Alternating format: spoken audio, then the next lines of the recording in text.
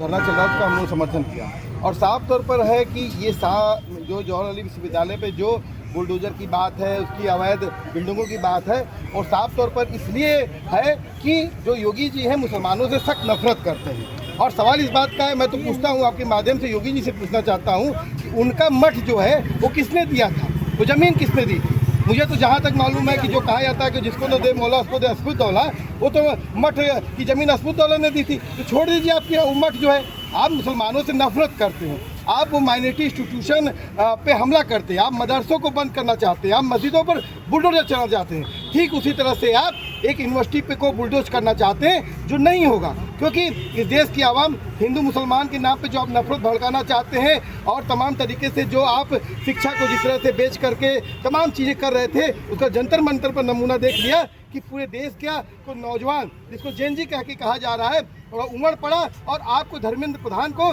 इस्तीफा देना पड़ा। तो साफ तौर पर है कि मैं यही कहना चाहूँगा कि योगी आदित्यनाथ जी जो अपना बुलडोजर की जो कार्रवाई करना चाहते हैं आप, वो बुलडोजर का मुंह आप अपनी मठ में घुमा लीजिए, अपने मठ में अपने बुलडोजर को कैद कर दीजिए, क्योंकि ये जब आवाम जान गई है कि आप हिंदू मुसलमान के नाम पे अब नफरत नहीं पैदा कर सकते हैं। दूसरा कि आप हर बार जब सेशन शुरू होता है, मैं गया तो जब देख करके कि यूनिवर्सिटी को कि आजम खान साहब ने कितने बड़े ब्रॉडर विजन से वहाँ पर बनाया था। वहाँ मदर टेरेसा के नाम पर शंका है, वहाँ पर मजा लखनवी के नाम पर शंका है, वहाँ पर तमाम तरीके से जो प्रोग्रेसिव आइडियाज़ हैं, दुनिया भर की जो आइडियाज़ की इमारतें, वो उन इमारतों की वहाँ पर एक विज़न के साथ उनको बनाया गया। उसकी जो लाइब्रेरी है वो एक बड़ी लाइब्रेरी है और एक हिस्टोरिकल लाइब्रेरी है, तमाम वहाँ पर किताबें हैं, वो बड़ी फैकल्टी है। लेकिन जब सेशन शुरू होता है, आप वहाँ पर कह देते हैं कि इसको हम बुलडोज करेंगे। और यहाँ पर सवाल ये भी उठता है कि पिछले दिनों वहाँ पर डीएम जो जिलाधिकारी डीएम है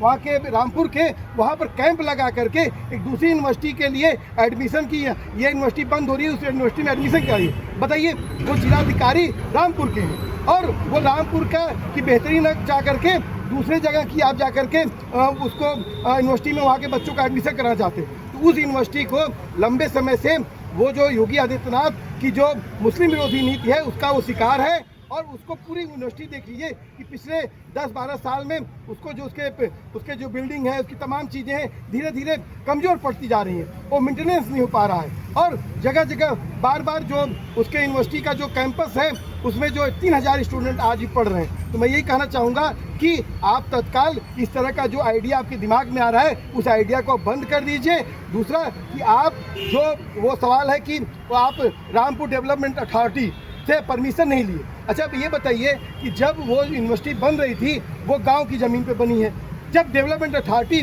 थी ही नहीं तो आखिर में किस बात की